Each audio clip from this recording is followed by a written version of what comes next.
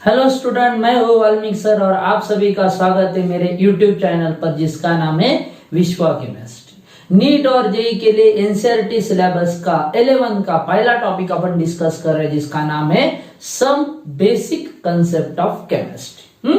आज के लेक्चर में अपन इस टॉपिक का सबसे इंपॉर्टेंट सेक्शन देखेंगे जिसमें अपन atomic mass, molecular mass, formula mass and mole concept देखने वाले हैं। तो आराम से ध्यान देना क्या क्या मैं बता रहा हूं। अब एटम समझने के लिए सबसे पहले अपने को समझना पड़ेगा डाल्टन्स एटॉमिक थ्योरी। क्या क्या? Dalton's atomic theory. नाम से पता चल रहा है theory given by the Dalton. ये थ्योरी डाल्टन ने दिया था इन 1808 में। अब देखेंगे इस थ्योरी के पोस्टुलेट्स। पॉइंट क्या क्या बताया देखो। सबसे पहला पॉइंट इसने बताया atom is smallest indivisible and invisible part of any matter। देखो एटम के बारे में क्या बता, देखो एटम इज स्मॉलेस्ट सबसे छोटा, इनडिविजिबल डिवाइड न होने वाला, कट न होने वाला, एंड इनविजिबल किसी भी हालत में दिखाई नहीं देगा ऐसा पार्ट किसका? मैटर का, किसी भी मैटर का, उसको क्या बोलते हैं? एटम। ये पहले साइंटिस्ट है जिन्होंने ये स्टेटमेंट रखा रिगार्डिंग द एटम। अब इसके लिए दूसरा स्टेटमेंट इसने ये दिया, atoms of same element have same properties. Atoms of same element have same properties. अब उसको और भी थोड़ा सा बढ़ा सकते हैं, and atoms of different element have different properties. यही मतलब है ना। ओके, सिर्फ अपन डिफरेंट एलिमेंट के लिए यूज कर रहे हैं। किसी भी एलिमेंट के एक या उससे ज्यादा कितने भी अगर आप एटम लिए तो उनके प्रॉपर्टीज कैसे होने चाहिए? सेम। तीसरा, in compound atoms are always present in simple whole number ratio। in compound atoms are always present in simple whole number ratio। कहने का मतलब यह है कि कंपाउंड एटम से बनेगा लेकिन जो एटम प्रेजेंट होंगे वो सिंपल होल नंबर रेशियो में होंगे। ऐसा कुछ जैसे अमोनिया है, अमोनिया का फॉर्मूला क्या है? NH3। तो रेशियो कैसा आया? 1:3 होल नंबर। ये फ्रैक्शन में नहीं आएगा। मतलब ऐसा नहीं होगा कि आधा एटम है, 1.5 एटम है, 2.5 एटम। अगला पॉइंट है इन केमिकल रिएक्शंस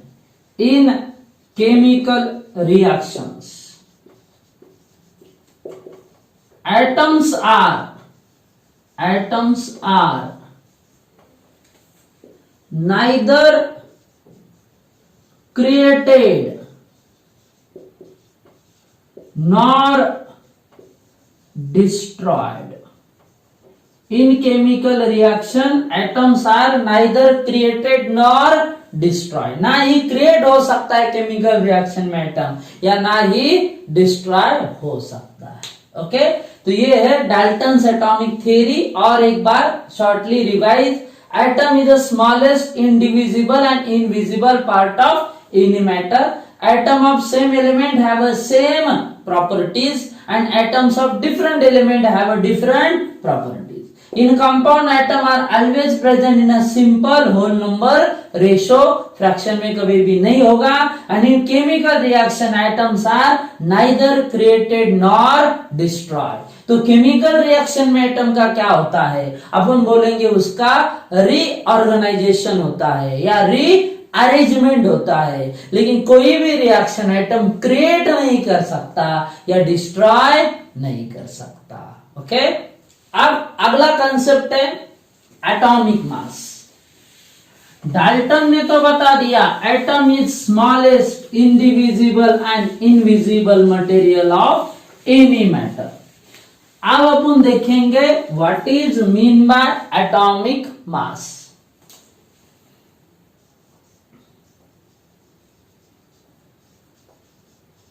इस एटम का अपने को फाइंड आउट करने का, क्या है बेटा, मास। लेकिन एटम तो बहुत छोटा है, दिखाई नहीं देता, तो उसका मास कैसे फाइंड आउट करने का। आज के डेट में अगर अपन देखेंगे तो इसके लिए मास स्पेक्ट्रोस्कोपी ये टेक्निक यूज किया जाता है। लेकिन वो भी कैसे डेवलप हुआ, इसके लिए पार्ट है। अब देखो, कोई भी चीज का अगर आप कैलकुलेशन करना है तो आप कंपेरेटिव स्टडी करते हो। कैसा कंपेरेटिव? जैसे अगर आप टैलेंट भी किसी का देखना चाहते हो, ये टैलेंटेड है या नहीं है, आप उसके हिसाब से नहीं देखते ना, आप उसको कंपेयर करते हैं किसके साथ, किसी और के साथ। बिल्कुल वैसा कंसेप्ट इधर। एटम स्मॉलेस्ट है, उसका मास अपने को लेने का है, तो उसका मास एग्जैक्ट नहीं लिया जाएगा, अपन उससे रिलेटिवली फाइंड आउट करेंगे। इनिशियली साइंटिस्ट इसके लिए हाइड्रोजन का इस्तेमाल करते थे। किसका? हाइड्रोजन का, जिसका मास 1 कंसिडर किया था। कितना? 1। और उसके कंपेयर में अदर मासेस फाइंड आउट करते थे। लेकिन बाद में इस मेथड में थोड़ा सा मॉडिफिकेशन किया गया और कार्बन का इस्तेमाल हुआ। किसका? कार्बन का। लेकिन कार्बन के तो 3 आइसोटोप है, कार्बन 12, कार्बन 13 एंड कार्बन 14। लेकिन यहां पर यूज होता है कार्बन 12। तो डेफिनेशन क्या देखो, the mass of atom which is 1/12 of mass of carbon 12। किसी भी एटम का मास कितना? 1/12। किसके कंपेयर में? कार्बन 12 के कंपेयर में। उसको अपन क्या बोलेंगे? Atomic mass. ऐसा क्यों? देखो, कार्बन का मास 12 है, अपने को जो स्टैंडर्ड चाहिए वो 1 चाहिए, इसलिए इसके मास का कितना लिया? 1/12, मतलब 12 का 1 पार्ट, दैट इज 1। ओके, और इसके कंपेयर में कोई भी एटम का मास मेजर कर सकते हो। एटॉमिक मास मेजर करने के लिए एक यूनिट यूज होता है जिसको बोलते हैं एटॉमिक मास यूनिट, या आप उसे सिंपली AMU भी बोल सकते हैं। क्या बोल सकते हैं? AMU। अब आज के डेट में ये जो AMU है इसे रिप्लेस किया हुआ है, रिप्लेस बाय U से रिप्लेस किया है। U का मतलब होता है यूनिफाइड मास। क्या? यूनिफाइड मास। लेकिन अभी भी बुक में ज्यादातर AMU ही इस्तेमाल किया जाता है। IUPAC ने कहा है कि AMU के जगह पे आप U यूज करो, लेकिन मैक्सिमम आज भी क्या मेजर यूज किया जाता है? AMU। ये जो AMU है, 1 AMU की वैल्यू होती है 1 AMU is equal to 1.66056 into 10⁻⁻24 क्या बेटा? ग्राम। ये वैल्यू से आप ये भी समझ सकते हो कि 1 AMU बहुत बहुत बहुत छोटा यूनिट है। ओके, लेकिन एटम भी तो छोटा है, इसीलिए उसके लिए ये सुटेबल यूनिट है। कौन? AMU। काय के लिए? एटॉमिक मास के लिए। मैं ऐसा कुछ समझाने की कोशिश कर रहा हूं। अपन मास मिलीग्राम में भी लेते, ग्राम में भी लेते, किलोग्राम में भी लेते, क्विंटल में भी लेते, टन में भी लेते, सुना होगा ना। लेकिन जो चीज बड़ी है उसके लिए बड़े बड़े यूनिट यूज होंगे, क्विंटल, टन। एंड छोटा है तो उसके लिए ग्राम, मिलीग्राम, किलोग्राम ये यूज होंगे। वो क्वांटिटी के ऊपर डिपेंड है। वैसा एक छोटा यूनिट बनाया एटम के लिए, that is nothing but the AMU। किसके लिए? ये एटॉमिक मास के लिए। लेकिन इसमें भी एक प्रॉब्लम आया, सर्टन एलिमेंट ऐसे हैं जिनके एटॉमिक मासेस फ्रैक्शन में आते हैं। क्या में आते हैं? फ्रैक्शन में। तो उसके लिए और एक छोटा सा टर्म अपन यहां पर देखेंगे एटॉमिक मास के साथ साथ, और वो टर्म है एवरेज एटॉमिक मास। क्या है बेटा? Average atomic mass. अब ये क्या है देखो,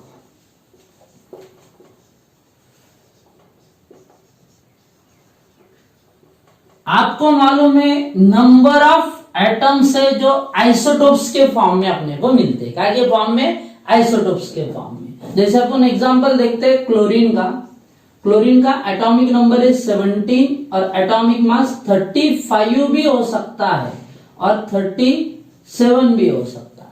मतलब इसके दो आइसोटोप है, 35 एंड 37।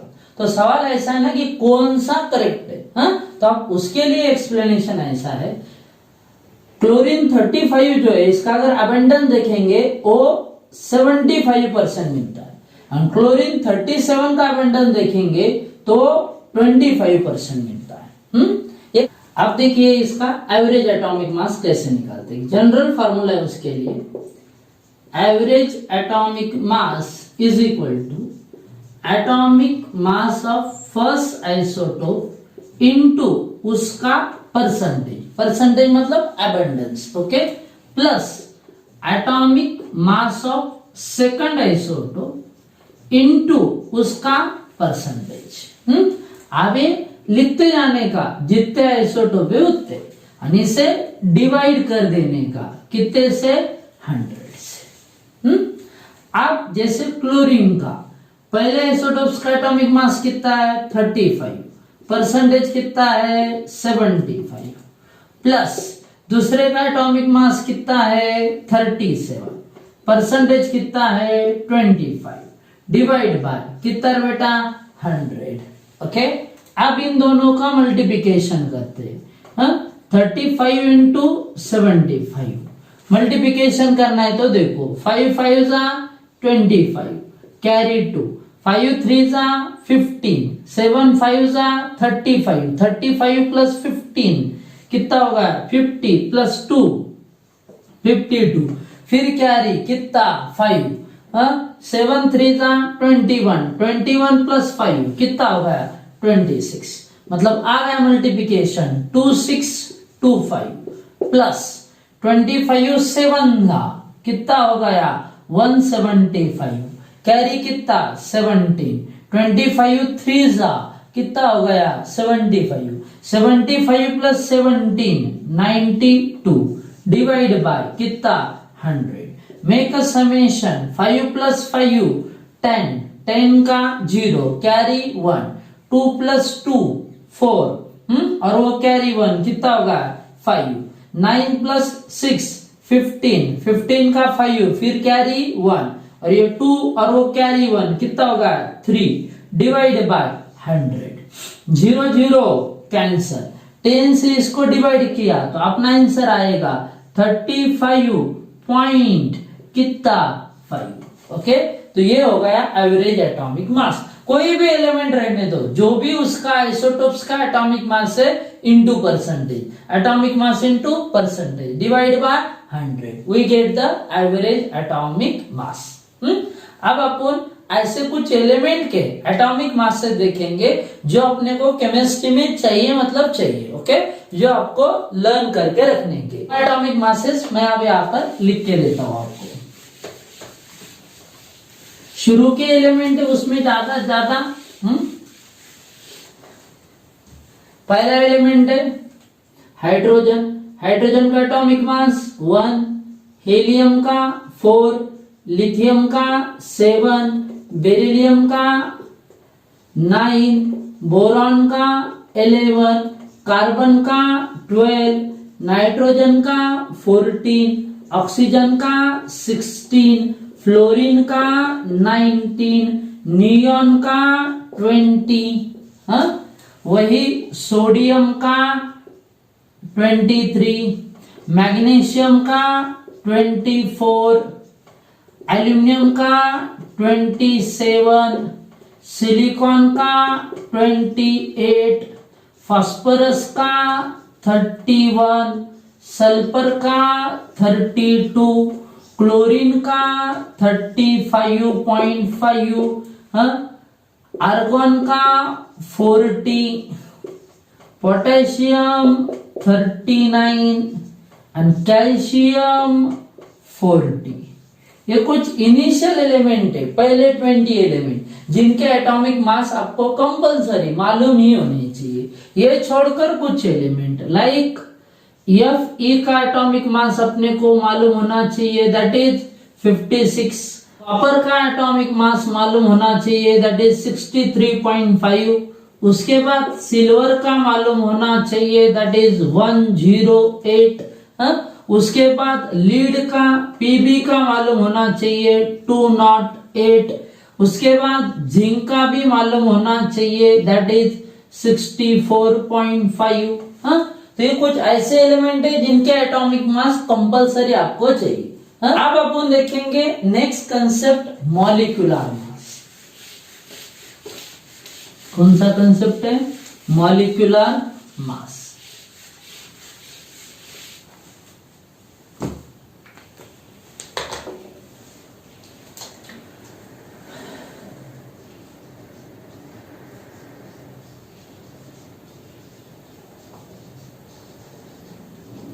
अब इसके लिए आपको यह मालूम होना चाहिए what is mean by molecule. Molecule is a simple combination of 2 और मोर एटम। तो हम सिंपली क्या लिखेंगे? The summation of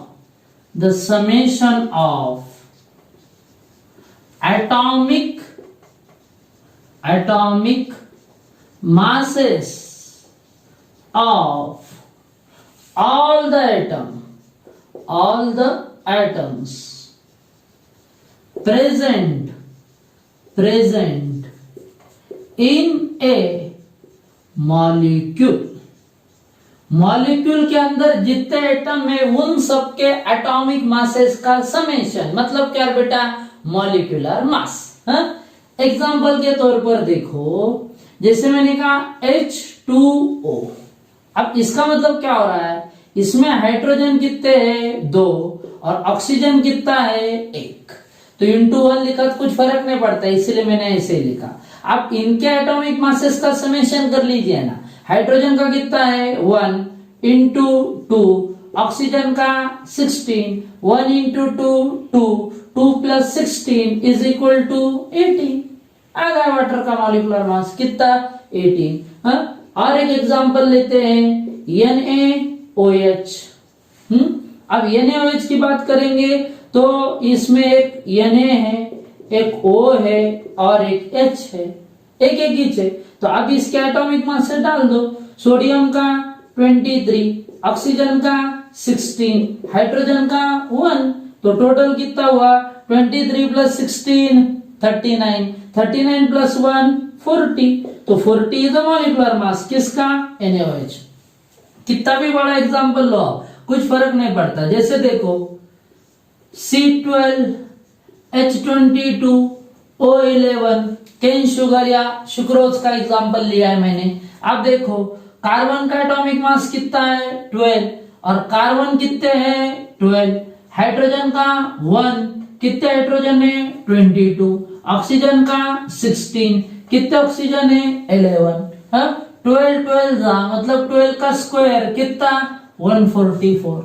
1 into 22 that is 22 and 16 into 11 किया तो कितना आ जाएगा? 176।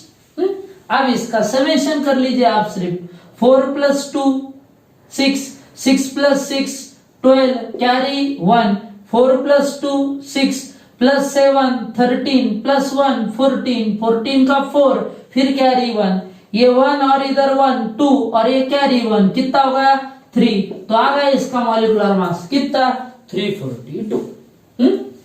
और एक टर्म है मॉलिक्यूलर मास जैसा जिसको फॉर्मूला मास बोलते हैं। क्या बोलते हैं? Formula mass. Actually formula mass और मॉलिक्यूलर मास में थोड़ा सा डिफरेंस है। मॉलिक्यूलर मास जो है ना, ये टर्म कोवालेंट कंपाउंड के लिए यूज होता है। किसके लिए? कोवालेंट। एंड फॉर्मूला मास जो है ना, ये आयोनिक कंपाउंड के लिए यूज होता है। सिंपली जैसे मैंने NaCl कहा तो NaCl का अगर मॉलिक्यूलर मास निकालना होता तो क्या करते हैं आप, Na और Cl के एटॉमिक मासेस का समेशन करते हैं ना। तो Na का कितना है 23, Cl का कितना है 35.5, तो टोटल कितना हो गया, ये 5 इधर डेसिमल पॉइंट, 5 + 3 कितना हो गया 8, 3 + 2 कितना हो गया 5, मतलब आंसर कितना आया 58.5। तो ये जो अपन ने निकाला अभी, इसको मॉलिक्यूलर मास नहीं बोलेंगे, इसको फार्मूला मास बोलेंगे। क्यों? क्योंकि NaCl मॉलिक्यूल नहीं है ना, NaCl consist of Na plus and Cl minus, मतलब वो कौन सा कंपाउंड है, आयोनिक कंपाउंड। तो आयोनिक कंपाउंड का मॉलिक्यूलर मास मतलब ही क्या, फार्मूला मास। सिर्फ दिमाग में रखना, मॉलिक्यूलर मास कोवेलेंट कंपाउंड के लिए यूज होने वाली टर्म है and formula mass ionic compound. जैसे देखो मैंने और एक लिखा समझो, MgCl2, मैग्नीशियम का कितना होता है 24, क्लोरीन का 35.5 इंटू 2 अगर किया तो कितना आ जाएगा 71, 71 + 24 किया तो कितना हो जाएगा 95। इस 95 को मॉलिक्यूलर मास नहीं बोलेंगे, क्या बोलेंगे, फार्मूला मास। क्यों? क्योंकि MgCl2 कोवेलेंट कंपाउंड नहीं है, MgCl2 आयोनिक कंपाउंड है। ये सिर्फ आपको इधर दिमाग में रखने का है। ओके, अब इस टॉपिक का important concept that is mole concept क्या है, या जिसके लिए अपन atomic mass, molecular mass, formula mass study किया, वो कंसेप्ट क्या है ये अपने को आप समझेगा, और उस कंसेप्ट का नाम है मोल concept.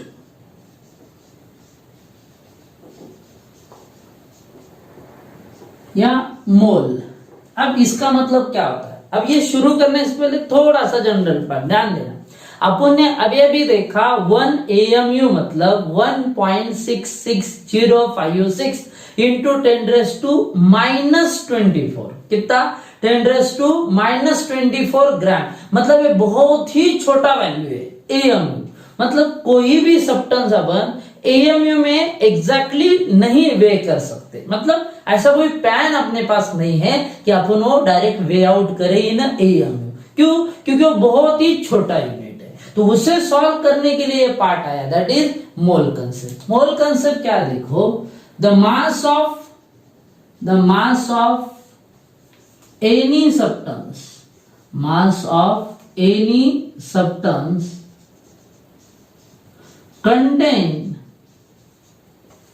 contain same number of entities as there in 12 gram of carbon 12। किसी भी सब्सटेंस का मास कितना, उसमें उतनी एंटिटीज होनी चाहिए जितनी 12 ग्राम कार्बन के अंदर है। अब 12 ग्राम कार्बन वो तो उसके एटॉमिक मास इतना हुआ ना, तो उतना ही पार्टिकल होने के लिए किसी भी सब्सटेंस का जो आप मास लेंगे उस मास को बोलेंगे क्या, मोल। या फिर इसमें आप और एक डेफिनेशन लिख सकते हैं, the mass of any substance equal to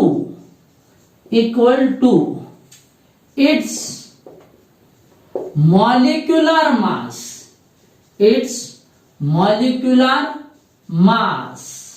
in ग्राम। किसी भी सब्सटेंस का मास कितना, जितना उसका मॉलिक्यूलर मास है, लेकिन किस में लेने का, ग्राम में, उसको भी क्या बोल सकते हैं आप, मोल।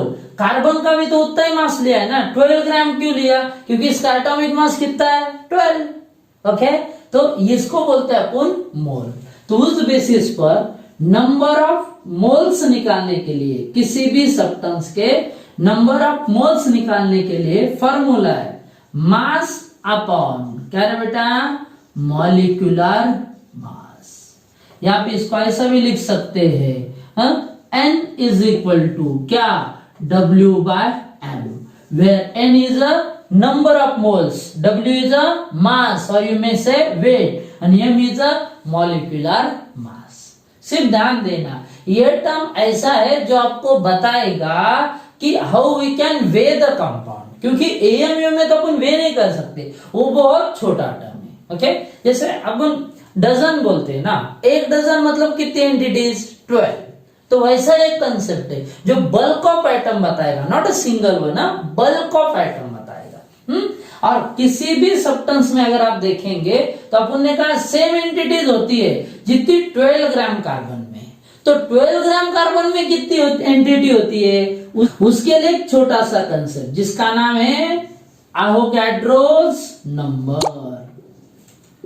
क्या क्या, एवोगैड्रोस नंबर। अब ये क्या देखो, the number of entities present in 1 mole of any substance. The number of entities present in 1 mole of any substance is called as, क्या है बेटा, Avogadro's number, जिसका सिंबल होता है Na और वैल्यू होती है 6.022 इंटू 10⁻23। ओके, इतने पार्टिकल, इतनी एंटिटीज होती है किसी भी 1 मोल सब्सटेंस के अंदर। मतलब नंबर ऑफ मोल्स के लिए आप और एक फॉर्मूला बना सकते हैं। कैसा, पहला क्या है, मास अपॉन मॉलिक्यूलर मास। अब एक मोल में इतने पार्टिकल है, तो आप ऐसा भी तो बोल सकते हैं, नंबर ऑफ मॉलिक्यूल्स और number of entity upon Avogadro's number, मतलब ये नहीं है।